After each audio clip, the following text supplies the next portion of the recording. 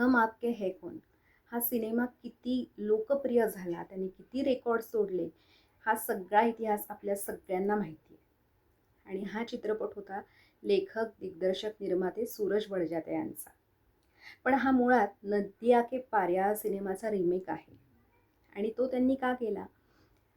कारण रिमेक करावा असं त्यांचं मत नव्हतंच. त्यांना सगळं ओरिजिनलच करायचं होतं. पण जेव्हा मैंने प्यार किया इतका लोकप्रियतेच्या शिखरावर पोचला, तेव्हा त्यांच्या वडिलांनी त्यांना असं सुचवलं की नदिया के पारचा तू रिमेक कर. आणि त्याचं कारण असं होतं की हा सिनेमा नदिया के पार हा फारसा लोकांपर्यंत पोचला नव्हता.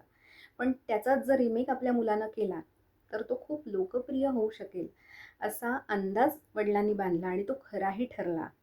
आणि मग हम आपके कौन हा लोकांनी अक्षरशः डोक्यावर घेतला आणि किती गाजला हे आपल्याला नक्की माहिती आहे. तर आजही आपण तो चित्रपट आवडीनं पाहतो. त्यातली गाणी सगळी लोकप्रिय झाली आणि सगळ्या भूमिकाही गाजल्या. तर अशी ही हम आपके है कौनची गोष्ट, जो होता नदिया के पारचा रिमेक. पाहत रहा आकाश तारकांचे.